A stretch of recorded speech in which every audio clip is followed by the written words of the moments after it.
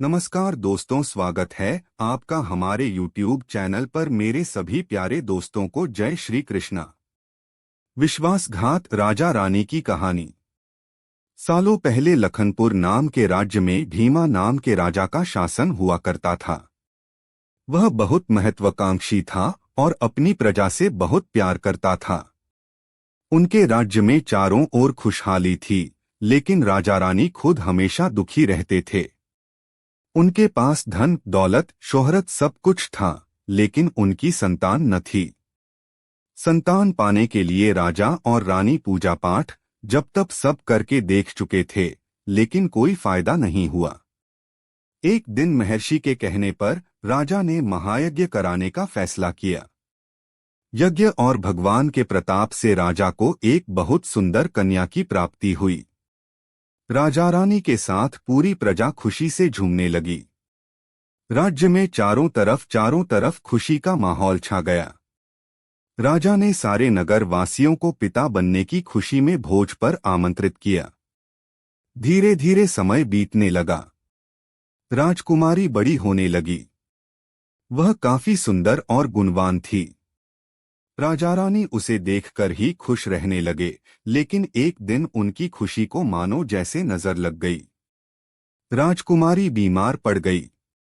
बड़े बड़े वैद्य, नीम हकीम सब इलाज में जुटे, लेकिन कोई फायदा नहीं हुआ। दिन प्रतिदिन राजकुमारी की हालत बिगड़ती जा रही थी। राजकुमारी के ऊपर कोई दवा असर नहीं कर रही थी। राजा को लगने लगा कि एक बार वे फिर निसंतान हो जाएंगे। एक दिन दूर देश से एक वैद्य राजा के महल पहुंचा। देखने में वह अजीब सा था और उसने ठीक तरह से कपड़े भी नहीं पहने हुए थे, जिस वजह से सैनिकों ने उसे राजमहल में प्रवेश करने से रोक दिया। वैद्य ने राजा से एक बार मिलने की बहुत गुजारिश करते हुए कहा कि मैं राजकुमारी को ठीक कर सकता हूं, लेकिन किसी ने उसकी बात पर यकीन नहीं किया। सैनिक उस वैद्य को राजा के पास लेकर गए। वैद्य ने सबसे पहले राजा को अपना परिचय दिया और कहा कि मैं आपकी बेटी को ठीक कर सकता हूं। राजा उसकी बात सुनकर प्रसन्न हुआ, लेकिन उसका रहन-सहन देखकर राजा ने भी उस पर यकीन नहीं किया। उधर राजकुमारी की तबीयत दिन प्रतिदिन खराब होती जा रही थी। इसलिए राजा किसी वैद्य पर यकीन नहीं कर पा रहे थे, लेकिन उस वैद्य का आत्मविश्वास देखकर राजा ने उसे एक मौका देने का फैसला किया।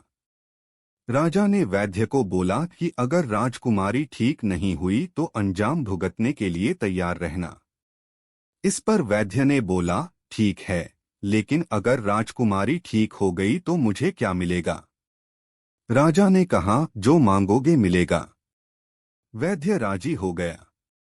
राजा खुद उस वैद्य को लेकर राजकुमारी के पास गया। राजकुमारी बिस्तर पर बेजान सी लेटी हुई थी। ऐसा लग रहा था जैसे किसी ने उसका सारा नूर निकाल लिया हो।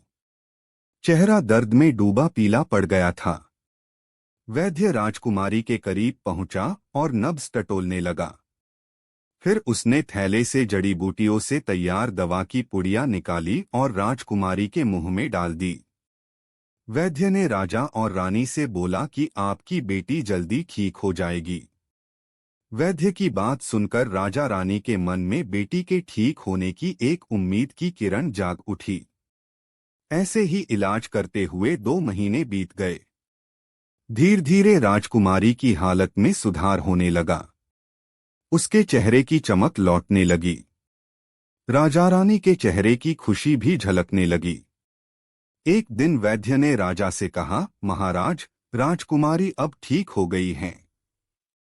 ये 1 महीने की पुड़िया बनाकर दे रहा हूं। इसे समय पर राजकुमारी को देते रहना। इसके बाद राजकुमारी पूरी तरह स्वस्थ हो जाएंगी। यह बीमारी दोबारा उनके पास भी नहीं फटकेगी। अगले दिन राजा ने वैद्य को अपने पास बुलाया और कहा कि वादे के मुताबिक मैं तुम्हें तुम्हारा इनाम देना चाहता हूं। बताओ तुम्हें क्या चाहिए? वैद्य बोला, सोच लीजिए राजा जी, आप अपने वादे पर कायम रह पाएंगे। राजा ने बोला, तुमने मेरी बेटी को स्वस्थ किया है। बोलो क्या मांगते हो? वैद्य ने मुस्कुराते हुए कहा, आपका आधा राज्य और बेटी का हाथ। इतना सुनते ही राजा आग बबूला हो गया। उसने कड़कते हुए कहा, तुम होश में तो हो? अगर तुमने मेरी बेटी के प्राणों की रक्षा न की होती तो तुम अब तक यमलोक पहुंच गए होते। उसने सैनिकों को आदेश दिया कि इसे राज्य से बाहर निकाल दिया जाए। वैद्य कुटिलता से मुस्कुराते हुए वहां से चला गया। इस घटना के कुछ दिन ही बीते थे कि एक दिन फिर राजकुमारी की हालत बिगड़ गई। उसका शरीर नीला पड़ गया। आनन फानन में राजवैद्य को बुलाया गया। राजवैद्य ने बताया कि राजकुमारी को जहर दिया गया है। इसका तोड़ किसी के पास नहीं है। कुछ देर बाद राजकुमारी ने दम तोड़ दिया। पूरे राज्य में मातम छा गया। राजा रानी शोक में डूब गए। छानबीन में पता चला कि वैद्य ने राजकुमारी को 1 महीने खाने के लिए जो पुड़िया दी थी, उनमें से ही एक पुड़िया में जहर था।